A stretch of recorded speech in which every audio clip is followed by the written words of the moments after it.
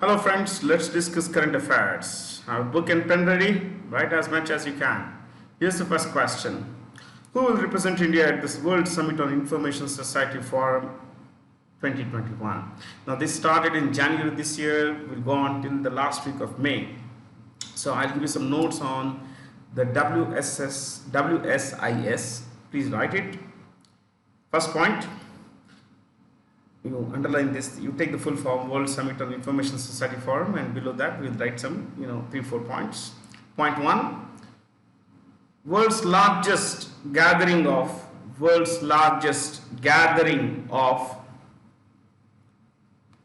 ICT for development. World's largest gathering of ICT for development community. Okay, now what do you mean by ICT? If you wish to know more, you could write in brackets information and communication technologies. Information and communication technologies. Next point, co-organized by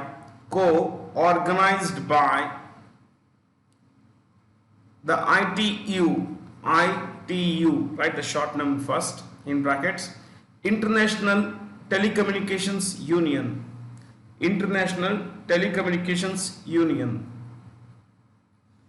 Next, UNESCO, ITU, UNESCO, you know the full form? You must be knowing this.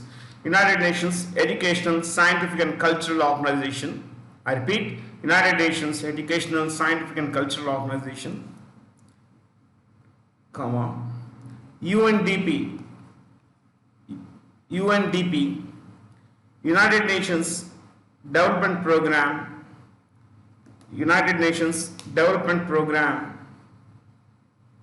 and UNCTAD, which is the United Nations Conference on Trade and Development.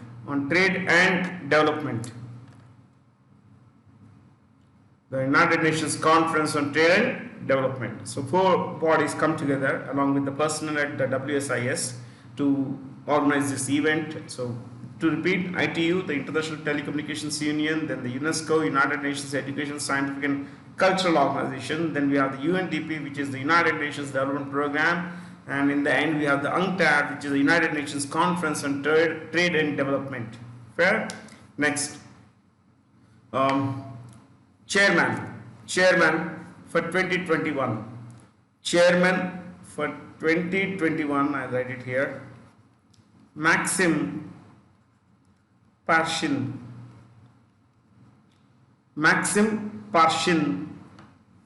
of Russia, RUSSIA, Russia. Okay. Last point, Indian representative at WSIS 2021. Indian representative at WSIS 2021 dash Sanjay Dhotre, right? You could write the name there in choice 3.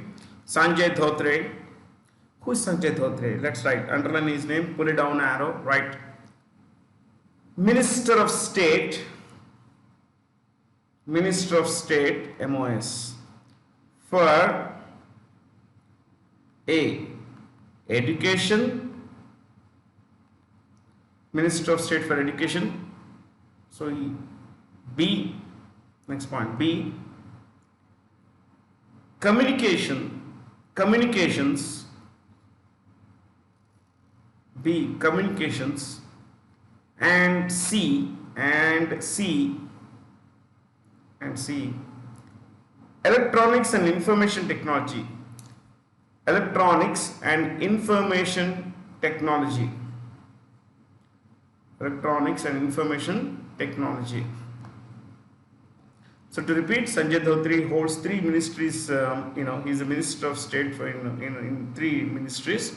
He heads a portfolio of MOIs for education, MOIs for communications, and MOIs for electronics and information technology. So there, guys, we got all the points that we should be knowing about this WSIS. Okay, this is going to be a virtual event, of course, given the COVID pandemic and all. So beyond this, what should we know about these choices? So let's look at Narendra Singh Tomar. These are all ministers. These guys are all ministers. So let me clear this, and we could have a blank slide. Yeah. Narendra Singh Tomar, he holds four major ministries: agriculture and farmers welfare, agriculture and farmers welfare. I repeat, agriculture and farmers welfare, then rural development, then Panchayat Raj,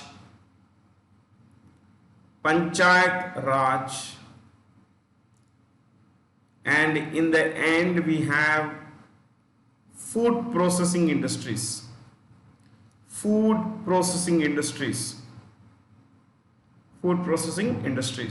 So four crucial ministries. You see, these are it's a heavyweight ministries. 1 and 2 are heavyweight, absolute heavyweights. Agriculture and farmers welfare, 2 rural development, 3 Panchayat Raj, 4 food processing industries. Then we have Subramanian Chandra Jaishankar. He is the Foreign Affairs Minister of India. We use the term external affairs or Foreign Minister of India. Piyush Goyal heads 3 ministries. One is railways.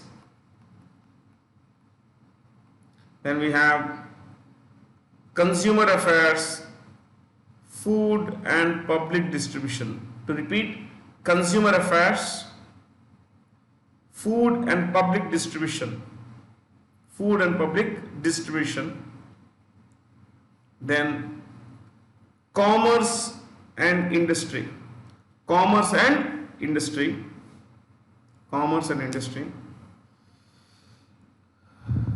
Okay.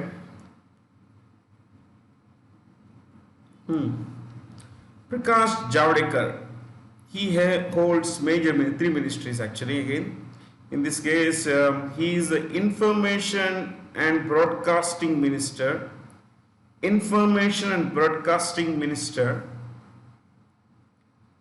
Then Environment, ENVIRONMENT, Environment, Forest and Climate Change. Environment, forest and climate change. He holds another big ministry, that is heavy industries and public enterprises.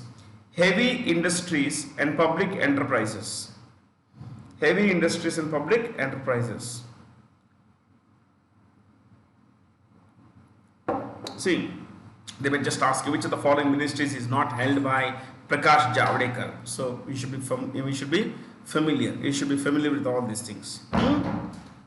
So we go there with this set of questions, my friends, and we have comfortably looked at extra information with regard to the choices and the World Summit on Information Society Forum as well.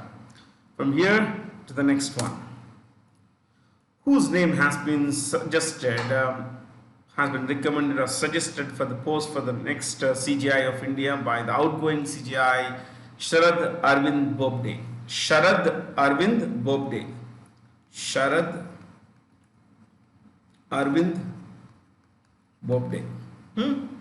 So this is N.V. Ramana. You could write his full name.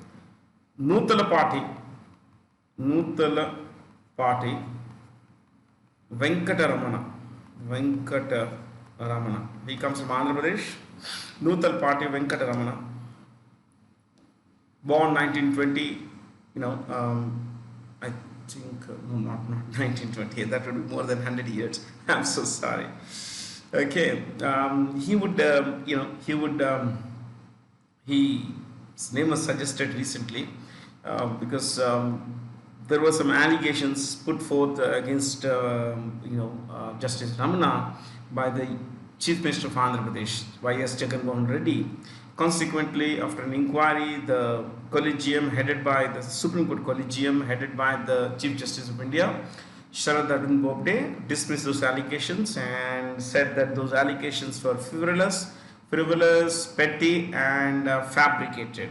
Okay, that's what the collegium had said. Now he's going to be the next CGI of India. CGI of India. He'll be there till about for about 7 or 8 months, kind of thing. Okay, should we write a little about the Supreme Court of India? Yes, we certainly can write. Right, Supreme Court of India, set up as Federal Court of India, set up as Federal Court of India in 1937. 1937. Next, renamed as Federal Court. Next point, renamed as Federal Court, renamed as Supreme Court of India.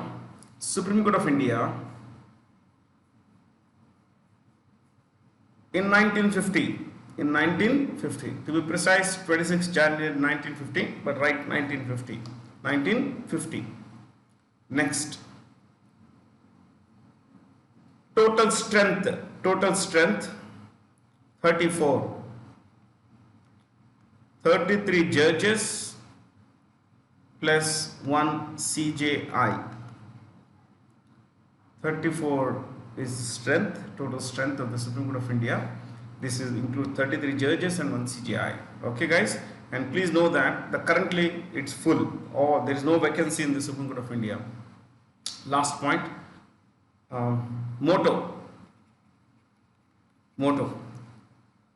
Let me clear this so I can write it here. Motto. I'm going to use Sanskrit, not speak. I'm going to repeat the motto and then we'll look at the English version. Okay. What is this? Yato dharmastato jaya. Yato dharmastato jaya, which means where there is righteousness in this case would mean justice. Where there is righteousness, there is victory. I have not written the grammar part. Where there is righteousness, there is victory. That's it.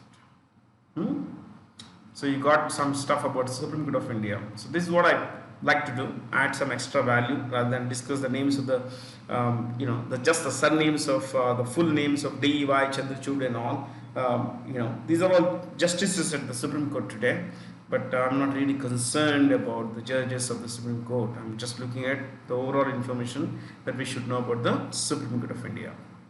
Okay, so to repeat, set up as the Federal Court of India in 1937. The Federal Court of India was renamed as the Supreme Court of India in 1915. Currently, the bench strength is, the total strength is 34. That would include 1 CJI, okay, Chief Justice of India, who is, outgoing is Sharad Arvind Bobde, incoming is Nutal Party Venkat Ramana. Coming down to the last point, the motto, Yato Dharmastato Jaya, which means where there is righteousness, there is victory. So, next one. Which bank recently announced the launch of an instant EMI? EMI stands for Equated Monthly Installment. Equated Monthly Installment. This is the dharma of spenders. This is how people spend money these days. Everything is on EMI. Which bank recently announced the launch of an EMI facility, that is where payments is staggered over a period of time. Typically, the same amount is to be paid every month. So that's why it's called equated. It's already made equal, equated monthly installment. Which bank recently announced the launch of an instant EMI facility named EMI at internet banking on its internet banking platform? That's ICICI Bank. ICICI Bank is India's second biggest private sector bank. Second biggest private sector bank. This is headed by Sandeep Bakshi. Sandeep Bakshi. Sandeep Bakshi. Then we have HDFC Bank, India's largest private sector bank. It is headed by Sashidhar Jagdishan. Sashidhar Jagdishan. Sashidhar Jagdishan. Then we have Axis Bank, headed by Amitabh Chaudhary. This is India's third largest private sector bank. So the largest is HDFC Bank, second largest is ICICI Bank, third largest is Axis Bank. Amitabh Chaudhary is the CEO of Axis Bank. Then we have the struggling S Bank, Prashant Kumar. S Bank CEO is Prashant Kumar. And SBI is headed by, as you know, Dinesh Khara. Dinesh Khara.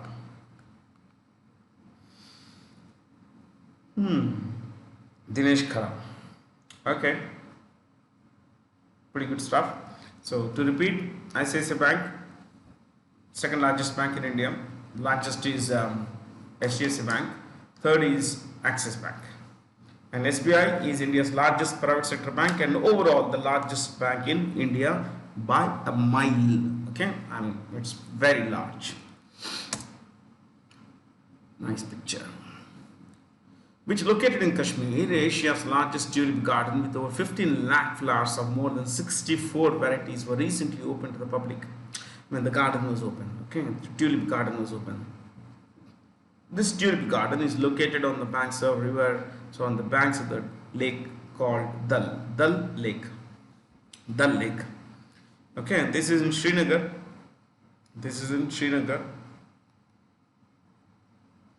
You could write this. Nicknamed Lake of Flowers.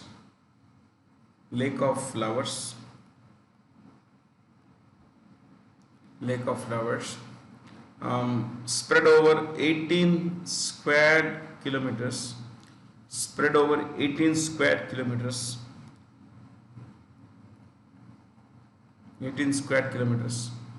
Next, garden at foothills of Jabarwan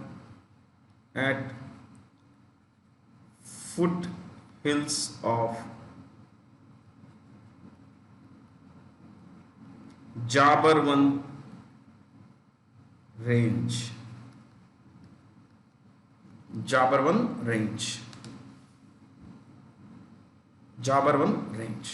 This is a lake that has been featured in a lot of movies, especially in the 50s, 60s, 70s movies.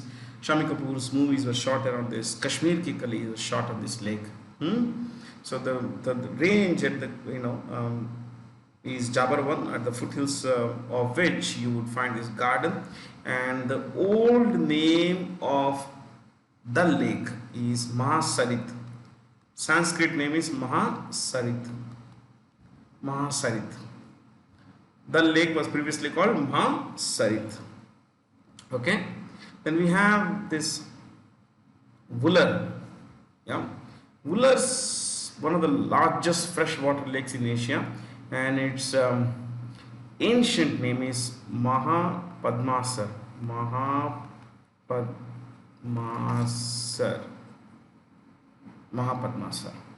Ancient name of Lake Wular in J&K is Mahapadmasar. So this is the lake, Dal Lake. This is pretty much in winter, and you know what? In core winter, I mean, just after the second fortnight of December and the first fortnight of January, the temperature here plunges to -11, -12, and that's when the lake freezes. The lake freezes here. Okay, Charlie. Since we mentioned, tulips, remember, Netherlands is the country of tulips, the land of tulips, land of tulips. Movies like Silsila were shot here. If you would remember Dekha Ek Khwab, there is a song from Silsila. It was shot in a tulip garden in Netherlands. Okay, a similar tulip garden you could find in near Dal Lake. Exactly, I found the photos, but I wanted, rather than just flowers, I wanted this scenic photo. I found it to be pretty beautiful. In fact, it's pretty. The Competition Commission of India has recently ordered a probe into the new privacy policy of WhatsApp. The head of the CCI is, Ashok Kumar Gupta. So the basic idea of the CCI is to ensure that monopoly situations don't arise and those who have monopoly situations don't abuse that. Okay, like WhatsApp has more or less monopoly situations, so it can get away with a lot of things. Like they came out with a new privacy policy and later they found nothing, of course, which wasn't already there. But those laws mostly apply to business accounts. So, see, we live in a country where there is hardly any privacy. Forget about privacy on WhatsApp and everything. So, we live in a country where, we may crib about Aadhaar, lack of privacy and everything, but then we go and post our details on Facebook, on Instagram. We tell the world that we holidayed here, and of course, we also have this wonderful habit of filling in coupons and everything at at malls, at petrol pumps, so that we get a gift. In the hope that we get a gift. There we put our addresses, our phone numbers, everything. So everything is public. But then we still need privacy, at least on paper. So the Competition Commission of India is headed by Ashok Kumar Gupta. This is Ashok Kumar Gupta, okay? WhatsApp was started by Jan Koum and Brian Acton. I never thought of, in fact, I didn't think of giving this information, but Jan Koum and Brian Acton started WhatsApp. Of course, now they've left the company. Okay, they left the company, more or less left the company. It's owned by, what is the name? It's owned by Facebook. It's owned by Facebook. Facebook also owns Instagram. Facebook also owns Instagram. Okay. Yashwardhan Kumar Sinha, you could write his Chief Information Commissioner. Chief Information Commissioner of India.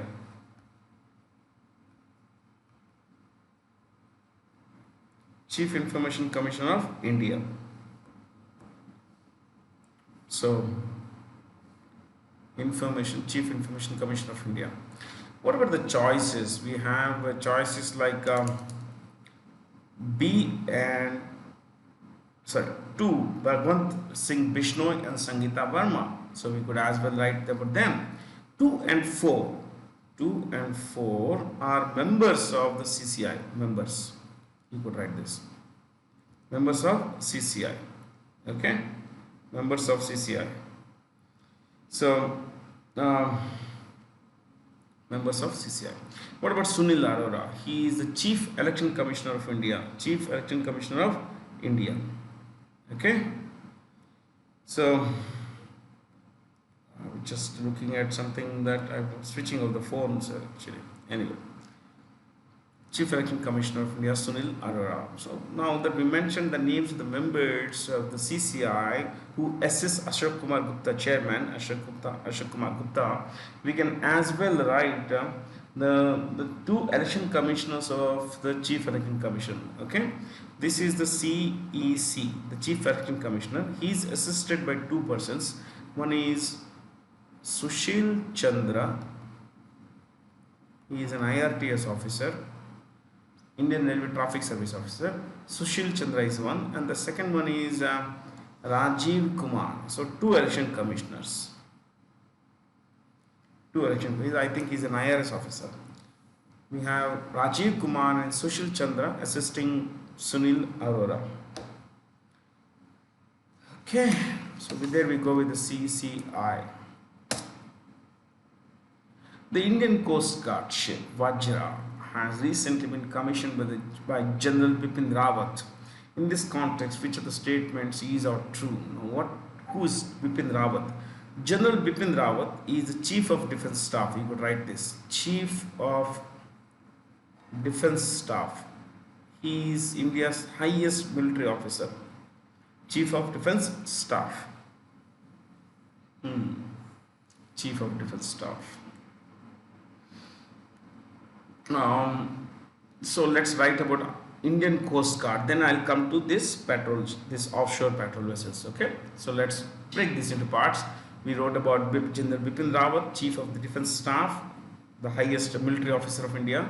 The three service chiefs: Admiral Karambir Singh, Air Force Chief Rakesh Kumar Bhadauria. Then we have what's his name, Manoj Mukund Naravne, Indian Army Chief. All of them report to this person. Though they report to the President of India, he's still a notch above all of them. Now, I want you to write about the Indian Coast Guard. Indian Coast Guard, set up in 1977.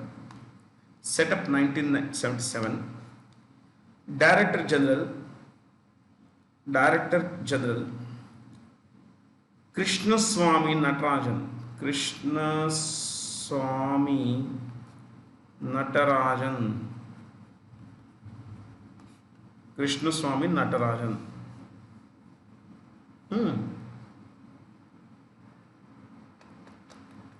Next, leave one line space, write this. Okay, what's the function of Indian Coast Guard? You could write one more point if you want. Maritime, M-A-R-I-T-I-M-E, maritime, law enforcement, maritime law, law enforcement, maritime law enforcement, and search and rescue agency. Search and rescue agency.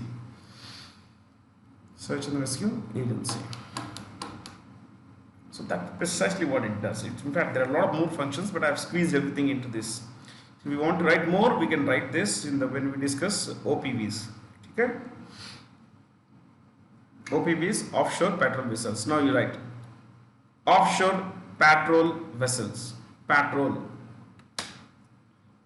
जैसे कि हिंदी में कहते हैं गश्त लगाना. So they go around checking things. Offshore patrol vessels. Underline that. First point. Long range surface ships. Long range surface ships, comma, capable of operation in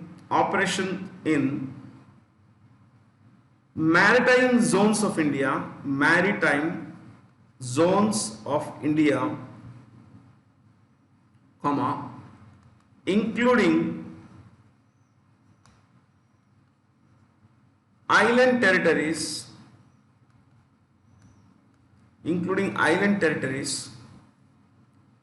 with helicopter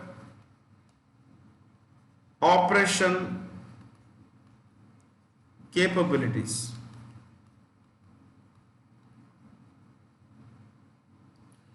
With helicopter operation capabilities. To repeat, long range surface ships, comma, capable of operation in maritime zones of India, comma, including island territories with helicopter operation capabilities, full stop. Second point. Roles include ROLES. Let me clear this. Roles include offshore and maritime patrolling, offshore and maritime, or you can say coastal, maritime or coastal patrolling,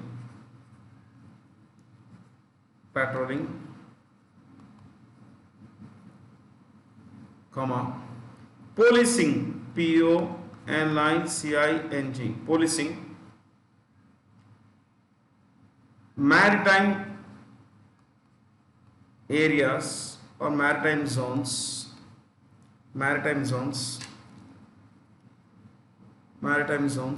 comma, control and surveillance. I'll write the word surveillance here.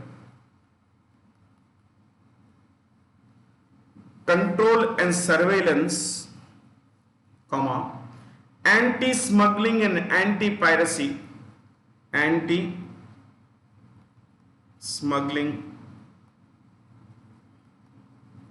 and anti-piracy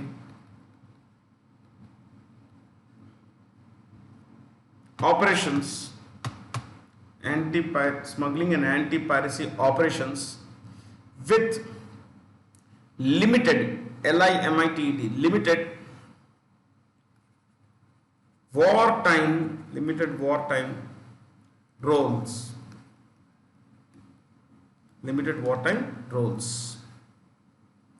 with limited wartime roles. Next, names of, you write next point, names of 7 offshore patrol vessels, names of 7 offshore patrol vessels, right?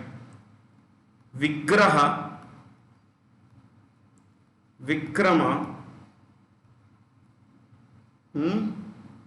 Vajra,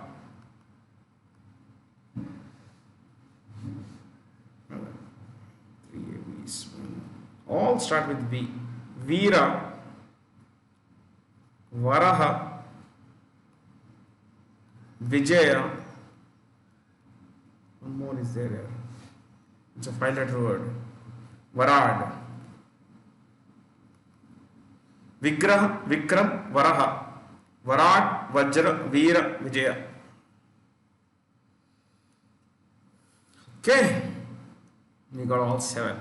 Surprising. I'm surprised that I could pull out some from somewhere in the brain. L&T is India's largest engineering company. It's headed by S.N. Subramaniam. S.N. Subramaniam.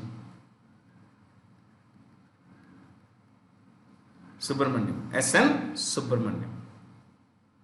Okay. L&T, Larsen and Toubro. 2 persons from Denmark, Denmark, started this company.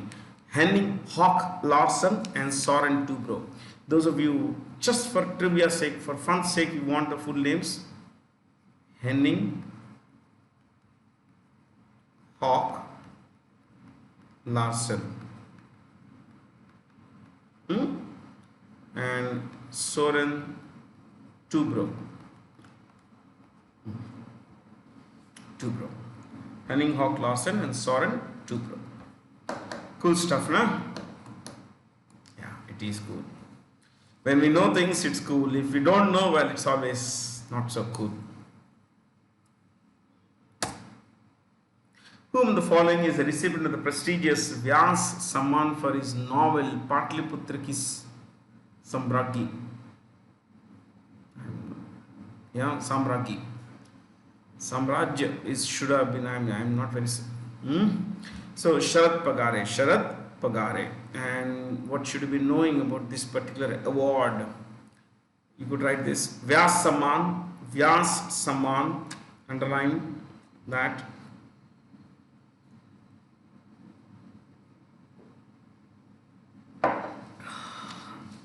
Vyas Samman, underline that, first point.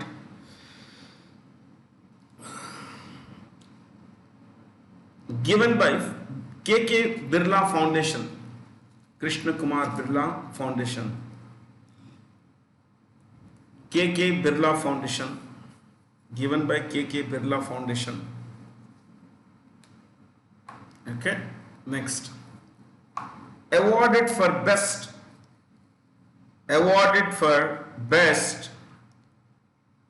published work in Hindi, best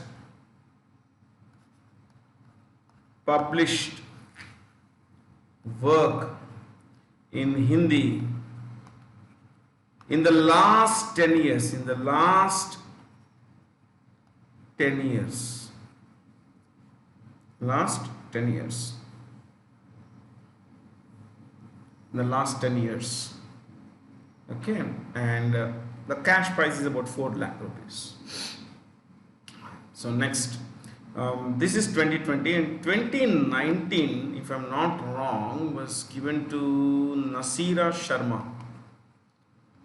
Nasira Sharma for her work Kagaj Ki Naav. Kagaj Ki Naav. Kagaj Ki Naav.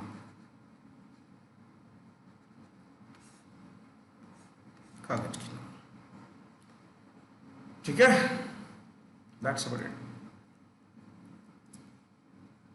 The Suez Canal Authority had temporarily suspended navigation until the grounded container vessel MV, motor vessel, MV stands for motor vessel, Ever Given was refloated. Which of the following statements are true with regard to the Suez Canal? Well, the Suez Canal is an artificial sea level waterway in Egypt. It connects the Mediterranean Sea to the Red Sea through the Isthmus of Suez. The canal offers a more direct route between the North Atlantic Ocean and the Northern Indian Ocean. All of them are right. So I'm going to give you some notes on some terms here. I'm going to give you the notes on Isthmus, okay, and maybe a little about the canal itself. Let's start with canal. Okay, let's start with canal. First point, you write this Suez Canal, underline that. First point, construction took place between 1859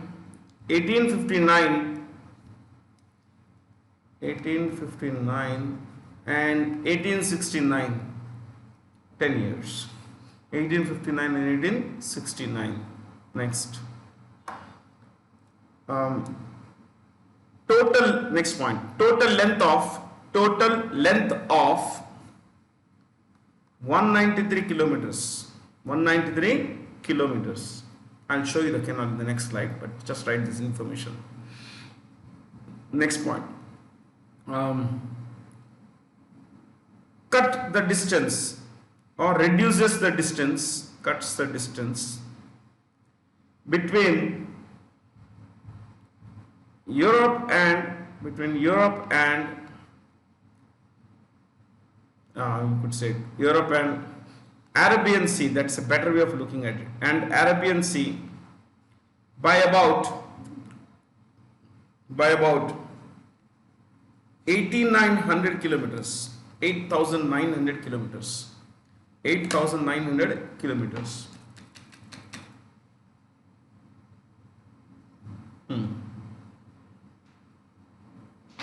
Next.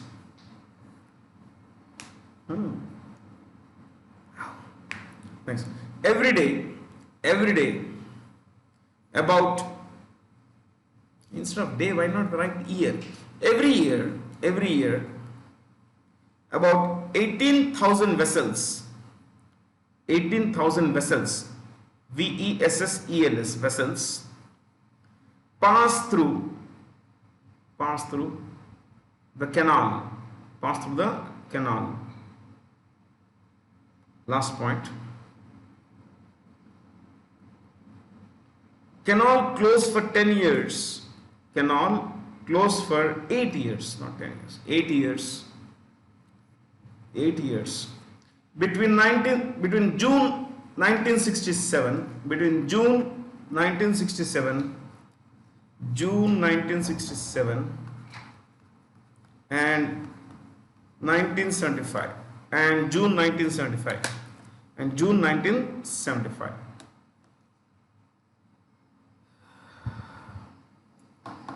Okay, you see this. Before we discuss the boat, you want to write about the boat, you could write just last one point. Evergreen was a Panama registered vessel. Panama registered vessel on its way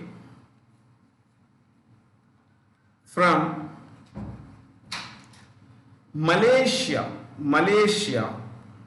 on its way from Malaysia to Netherlands. Malaysia to Netherlands.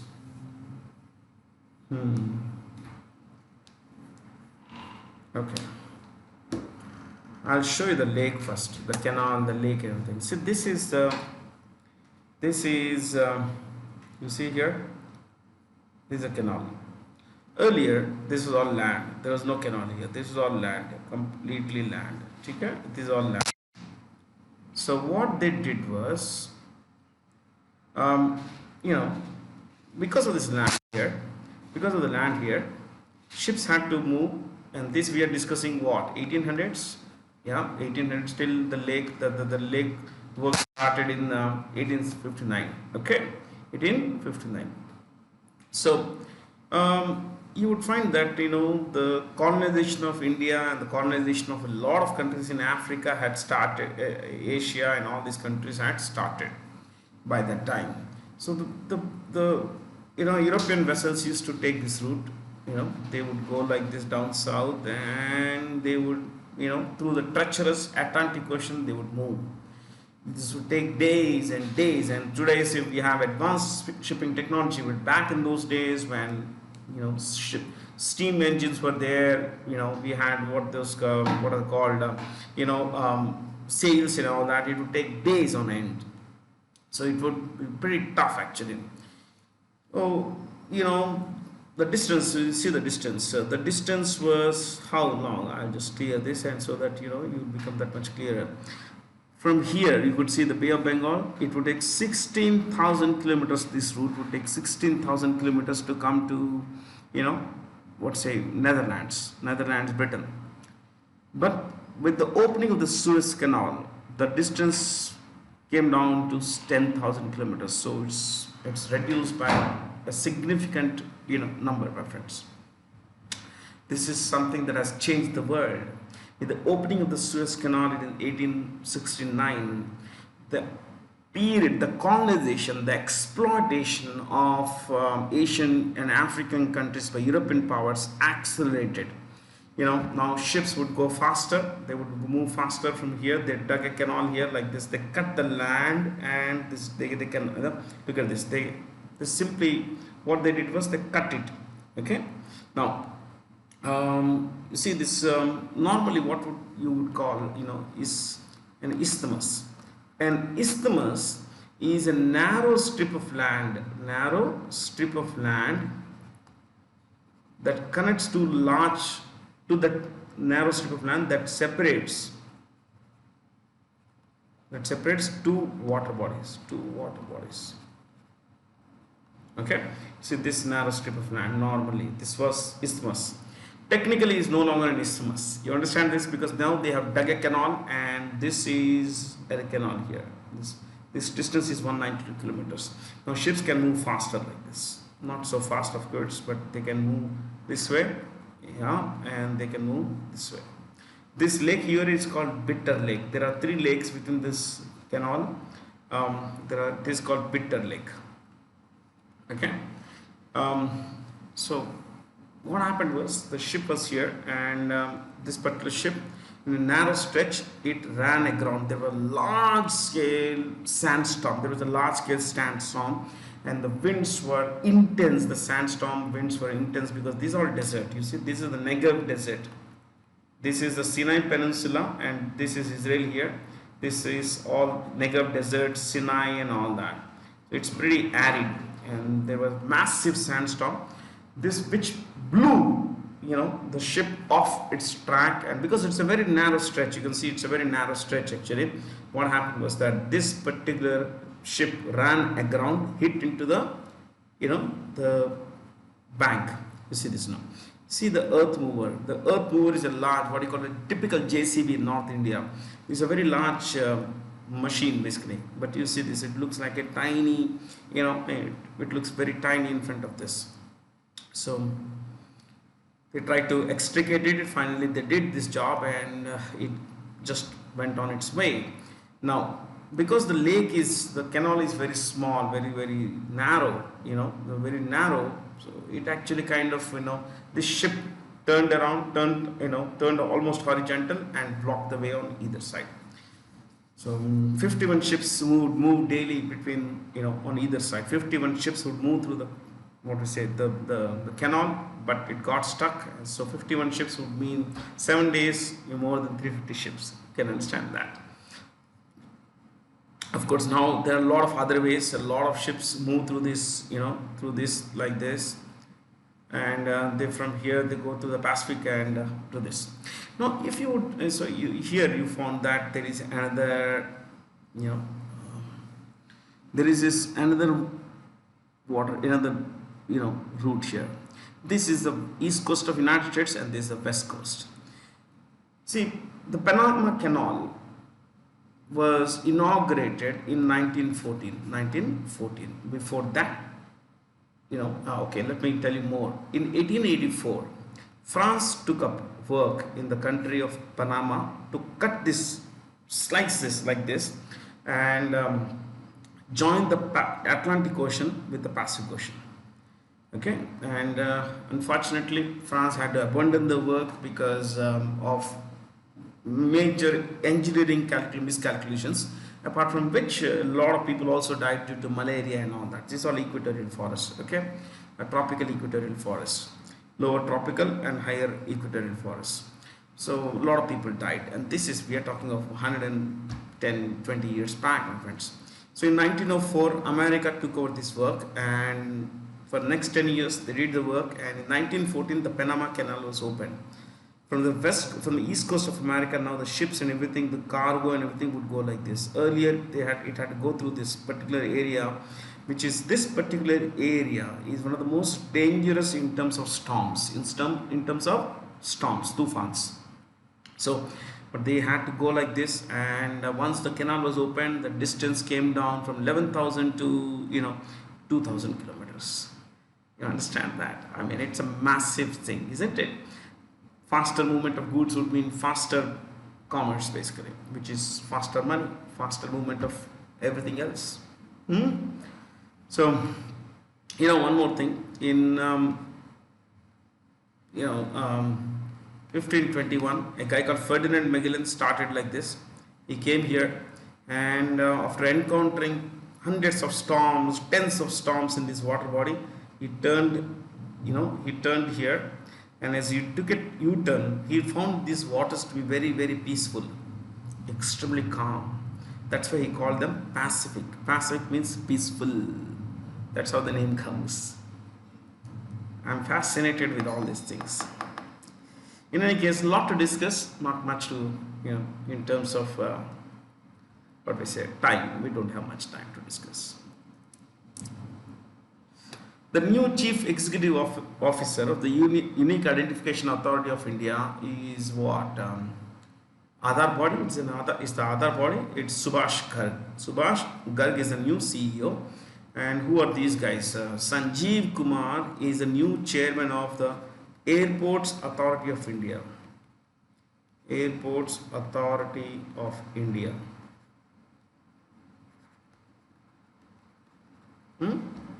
Airports Authority of India. Atish Chandra is chairman of Food Corporation of India. Food Corporation of India, FCI we call it. Mukmit Singh Bhatia is the Director General of Employees State Insurance. Employees State Insurance. Employees State Insurance. Employees State Insurance. Okay, let's write the full form. Employees State Insurance Corporation. Employees State Insurance Corporation. Prashant Kumar, if I'm not wrong, he is the chairman of, he is the CEO of Government E-Marketplace Special Purpose Vehicle. Chief Executive Officer of the Government E-Marketplace Special, what to say, Purpose Vehicle or Vehicle as people call it. The H is silent usually. When you pronounce this, remember H is silent. Okay, it's not vehicle, it's vehicle.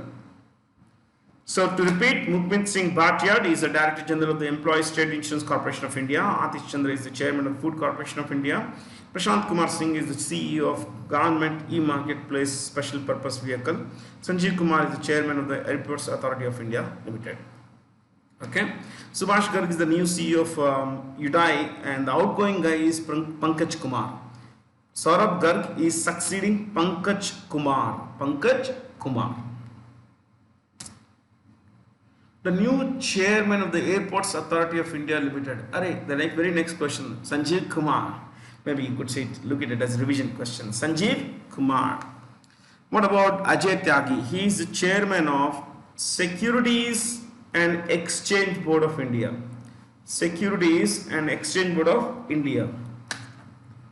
Securities and Exchange Board of India. Securities and Exchange Board of India, which is, as you know, the regulatory body of the capital and commodities market. Capital and commodities market. Markets. Sanjay Kothari is the Chief Vigilance Commissioner of India. Chief Vigilance Commissioner of India. Chief Vigilance Commissioner of India. And what about Rajiv Kumar and Sushil Chandra? We mentioned this in the guys' names a while ago. They are the election commissioners. Election commissioners of India. Election commissioners of India. Guys who would, who assisted Chief Election Commissioner of India, Sunil Arora. Who won the following 1 gold medals in the women's 25 meters pistol team event at the ISSF shooting World Cup? Well, it is A, B, C. Rahi, Sonnabat, Chinky Yadav and Manu Bhaker. This was held, my friends, you could write this, New Delhi, at New Delhi. March, New Delhi.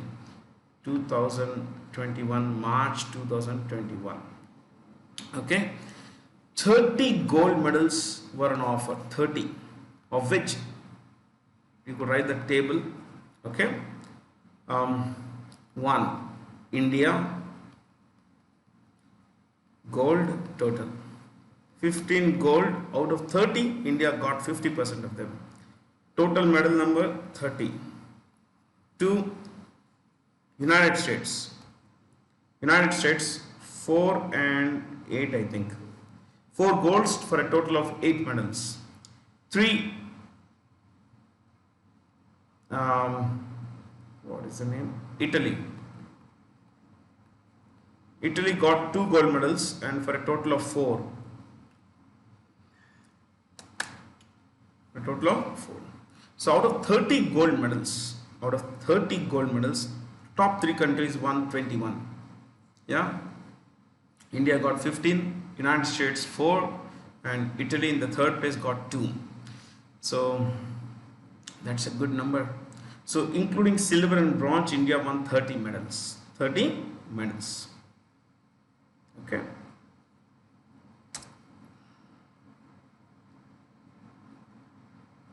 With an overall score of 95.31, it's here. Okay. Which country has topped the international IP index? What's the country? United States. United States. I took this graphic from the website of this, the organization that brought out this index. Okay, you could write this a little about the international IP index. Okay, first point, underline that first point. IP stands for intellectual property. Intellectual property. Intellectual property. IP stands for intellectual property. Next point. Index brought out by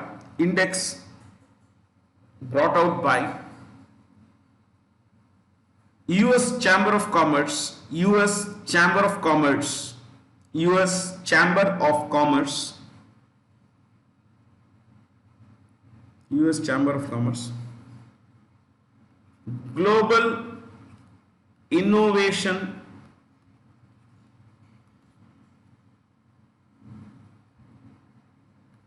Policy Center. Global Innovation Policy Center, GPIC.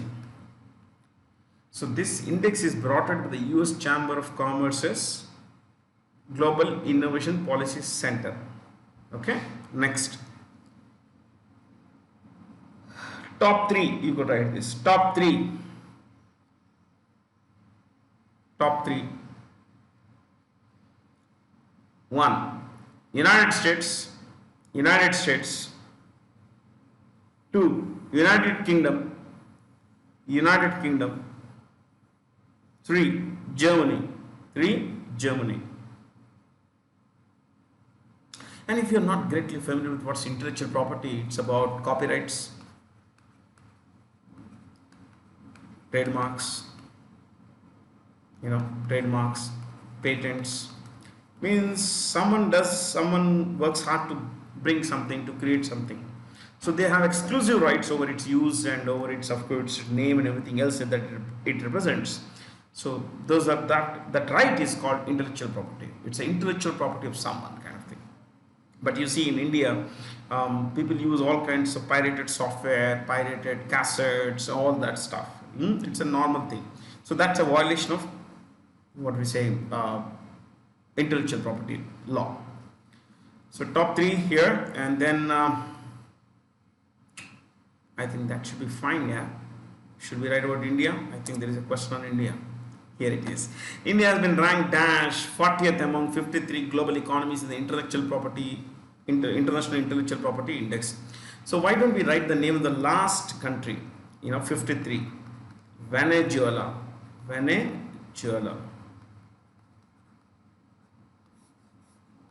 Venezuela. Venezuela. Venezuela. Venezuela. Okay. See, under COVID, because of the COVID thing and everything, two countries, two countries, one India, two South Africa, otherwise called the Republic of South Africa, RSA.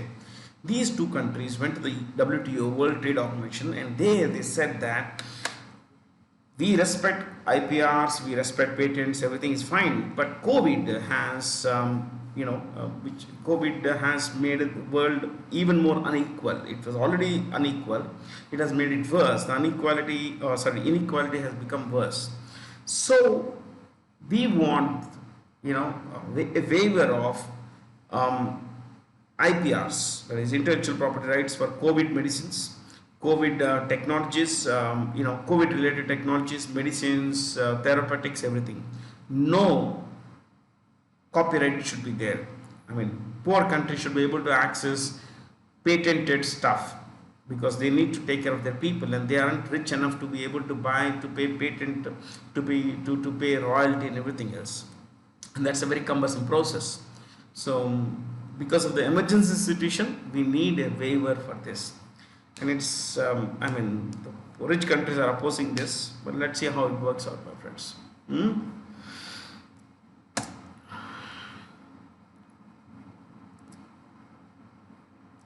Who among the following persons has authored the book Escaped? True Stories of Indian Fugitives in London. Fugitive means someone who escaped from the law.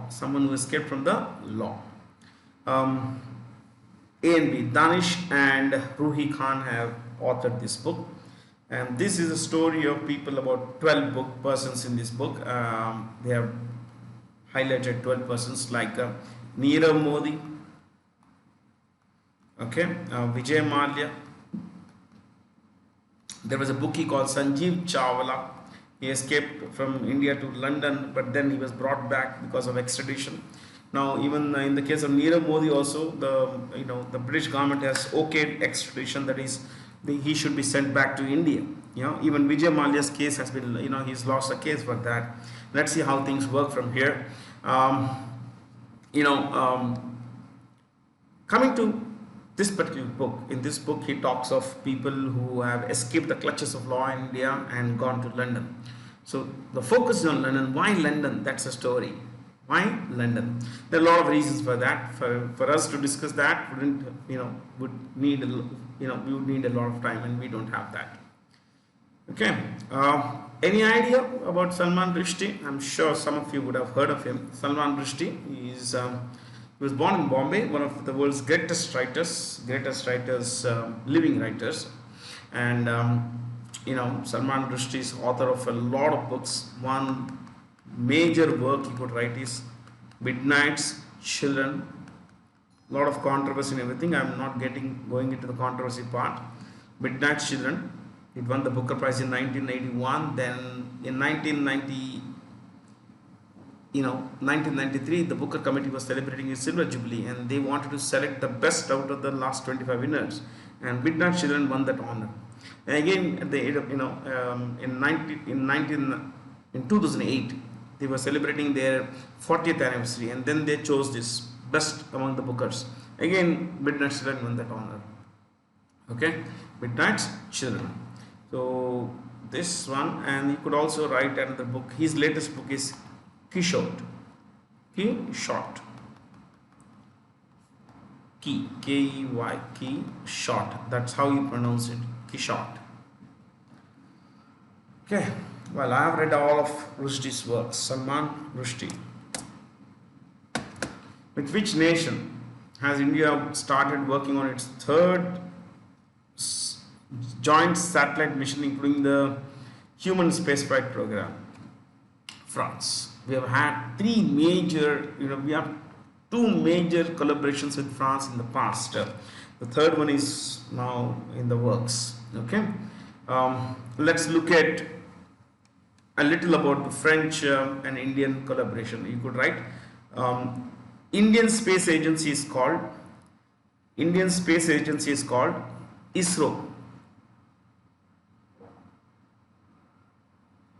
Indian Space Agency is called ISRO.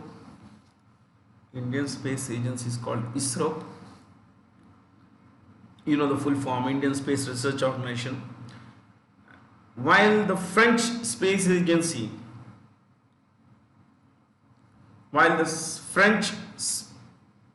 Agency is called Centre National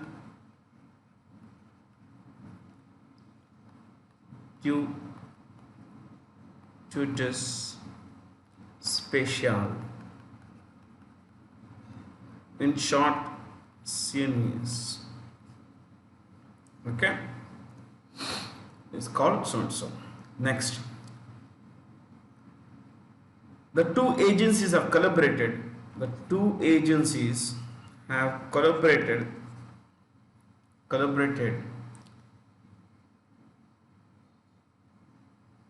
Twice. The two agencies have collaborated twice for joint satellite missions.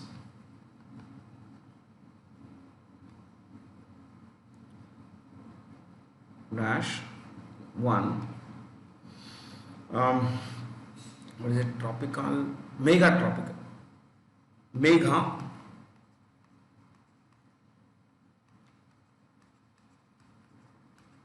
mega tropics in 2011 and to Saral Altica in 2013. Saral Altica in 2013.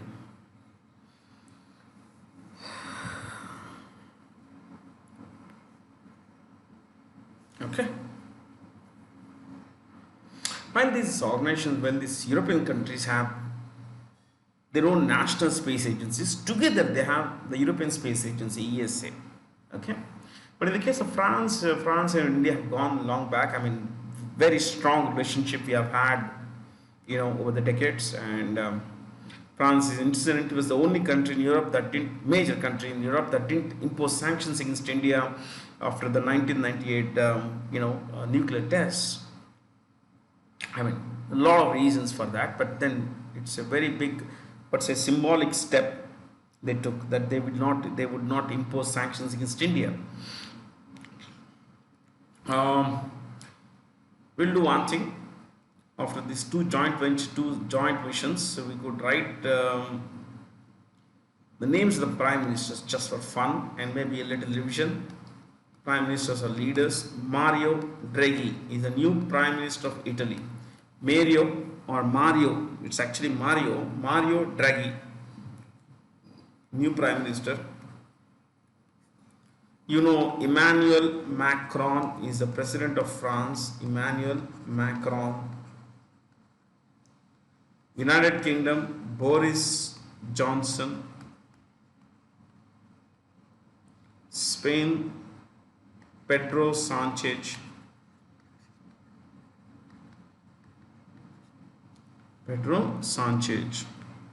And Germany, the chancellor in Germany, see, this is PM, this is president. In Germany, they have a chancellor, not a prime minister, and the chancellor is Angela, not Angela, it's Angela Merkel. We normally say Angela, but in our case it's Angela. Okay? Chaliye. On the 100th birth anniversary of Sheikh Mujibur Rahman, India and Bangladesh are together making a film titled Bangabandhu, or we say Bangabandhu.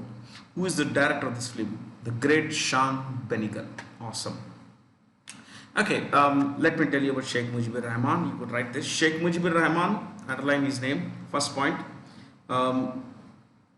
Born 1920, died 1975. In fact, he died on India's Independence Day, 1975. 17th March 1922, 15th August 1975. Next. Father of Bangladesh. Led the freedom movement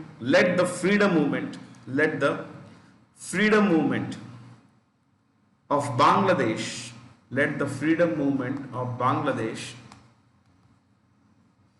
Bangladesh, from freedom from, against, you would say, against Pakistan. Next, leader of Awami League. This is the main party of Bangladesh, the current ruling party. Awami League. Next, President of Bangladesh. First President of Bangladesh, 1971-72. First President of Bangladesh, 1971-72. Next, Second Prime Minister of Bangladesh, 1972 to 75. So in 72, he became the Prime Minister. The country became a parliamentary system. So the Prime Minister is an all-powerful chap in position in Bangladesh, pretty much like India and Pakistan. So in Pakistan, of course, it's the military. In Bangladesh, he became the second Prime Minister in 1972 till 75. In 75, he was shot dead along with almost all of his family members, except for almost all of his family members. Two daughters actually, and both of who were in Europe at the time. And one of these is Sheikh Hasina, the current Prime Minister of Bangladesh. Okay, then you write last point. Nicknamed Jatir Pita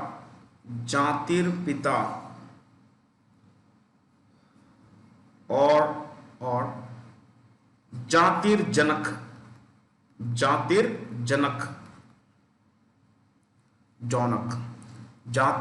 Pita or Jatir Janak, meaning father of the nation.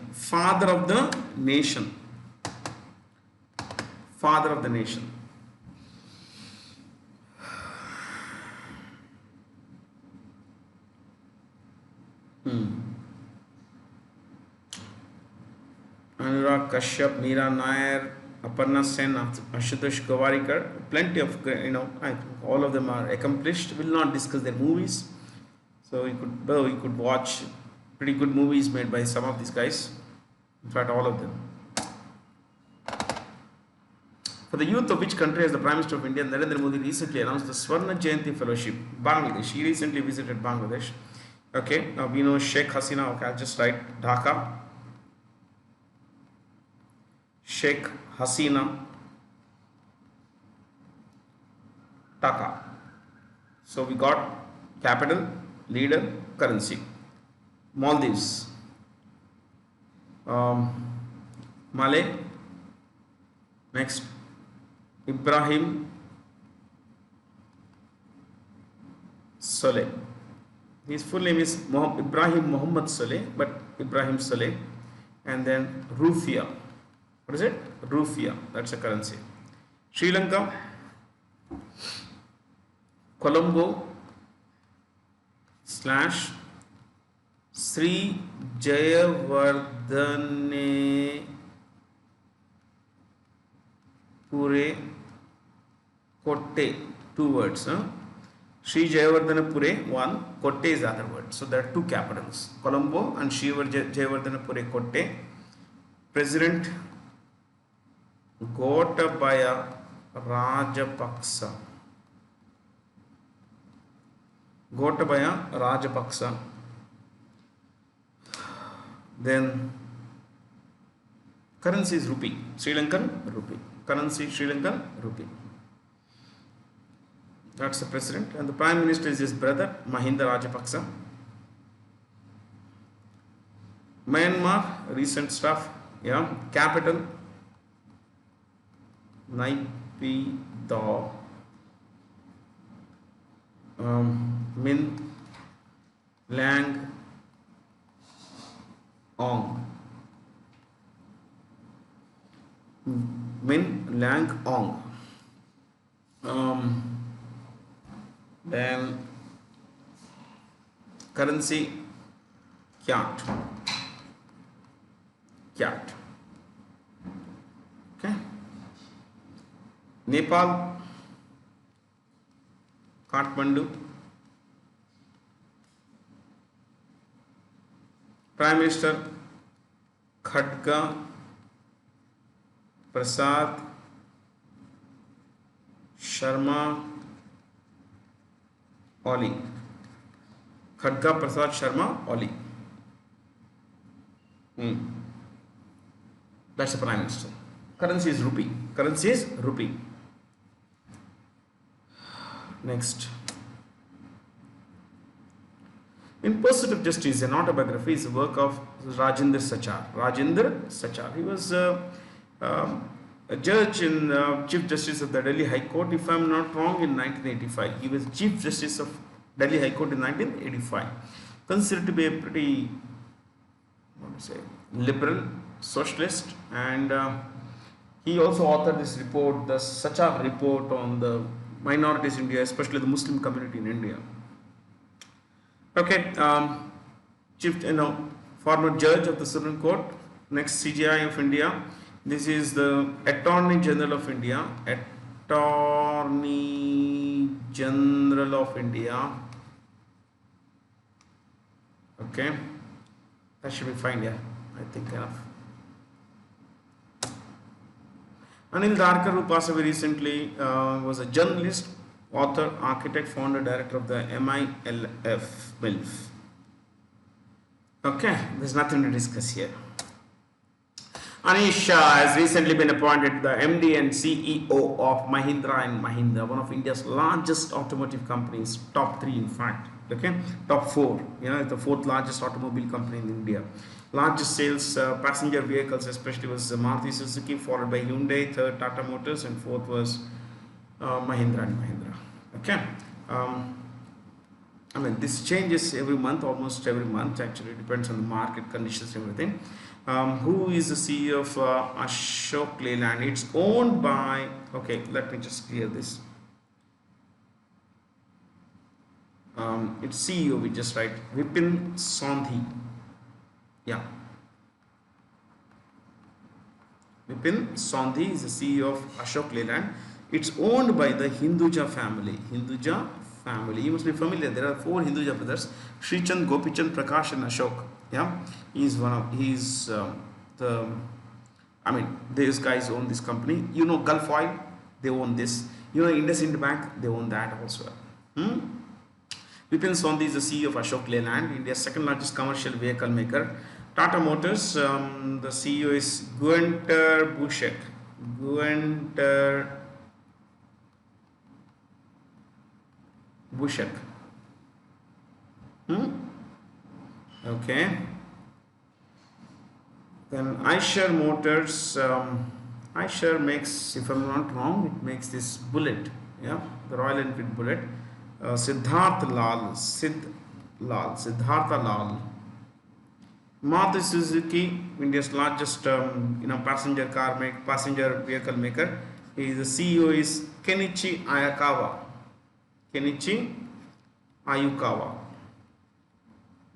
If you watch, Ninja Hattori, you would find Kenichi there.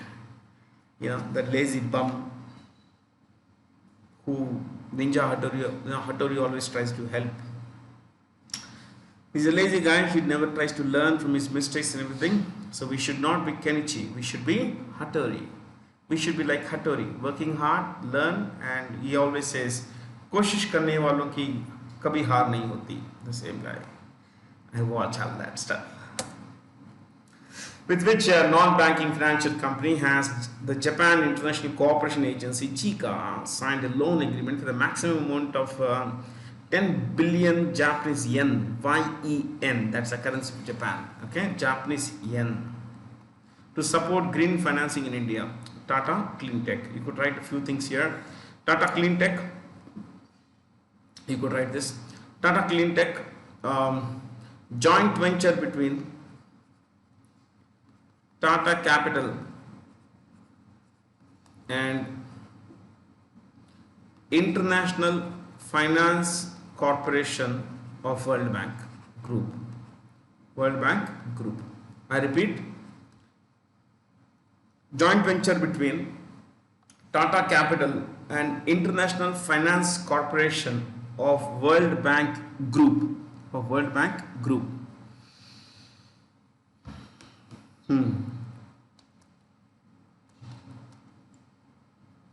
Next. Okay. Tata Clean Tech. Next point. Tata Clean Tech lends or loans, both are fine. Loans to Indian firms focusing on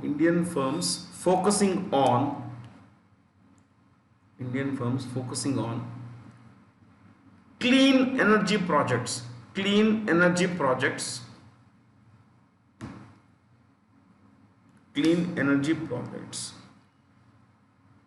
to decrease emissions, let me write it here, emissions of greenhouse gases.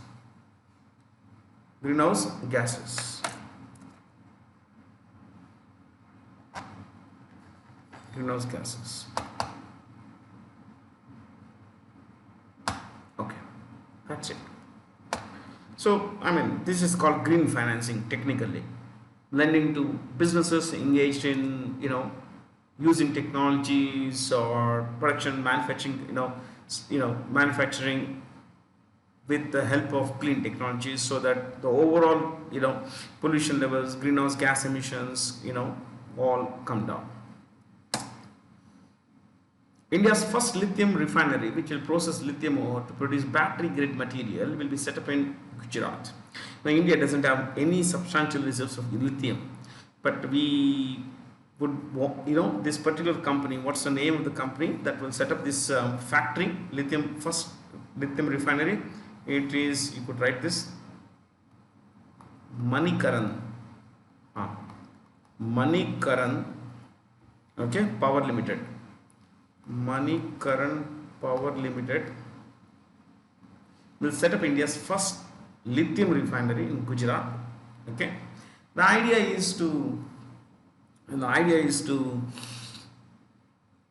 process lithium ore so that we could make batteries, lithium batteries, and everything. So the government of India wants to phase out all fossil fuel vehicles, that use fossil fuels, vehicles that use fossil fuels like petroleum, diesel, and everything. So the government of India said by 2030 we should have electric vehicles. Of course, it's a very ambitious plan, ambitious projection. Even it's not 2030, even it's 2045, it's still we are on the, that's a good plan to have. Yeah, we'll at least work towards that, and that's how the work is happening now. Okay, so in any case, Gujarat Chief Minister is Vijay Rupani. Let's discuss Chief Ministers for a change. Haryana Manohar Lal Khattar. Odisha, we know Naveen Patnaik.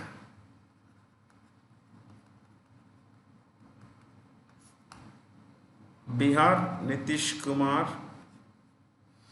Punjab, Amarinder Singh. Amarinder Singh. Okay.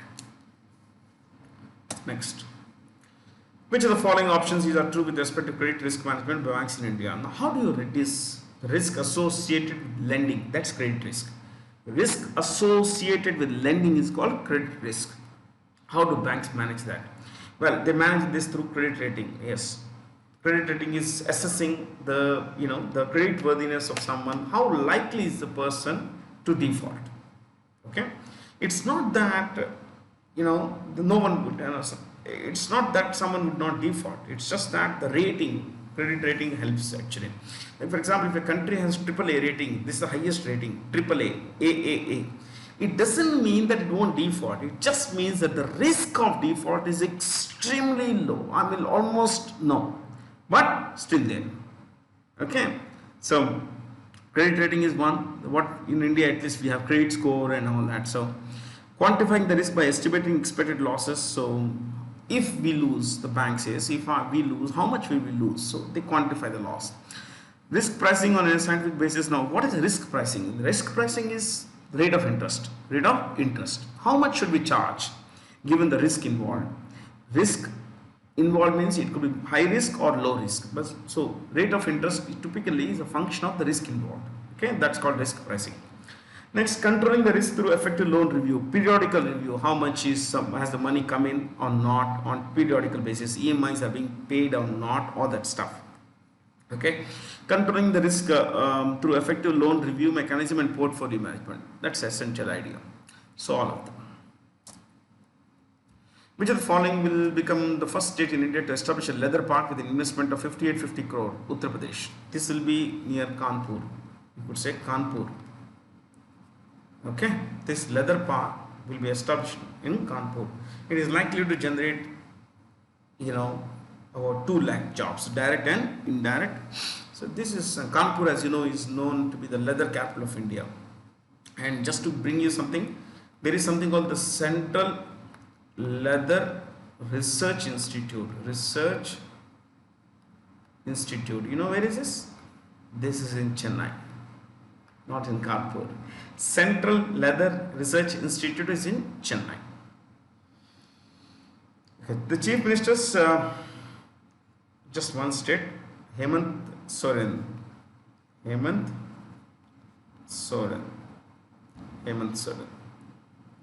You know, Madhya Pradesh is Shivraj Singh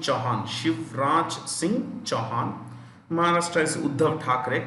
Yogi Adityanath runs Uttar Pradesh, and Tamil Nadu is due for elections. But the current chief minister is a guy called E. Palaniswamy.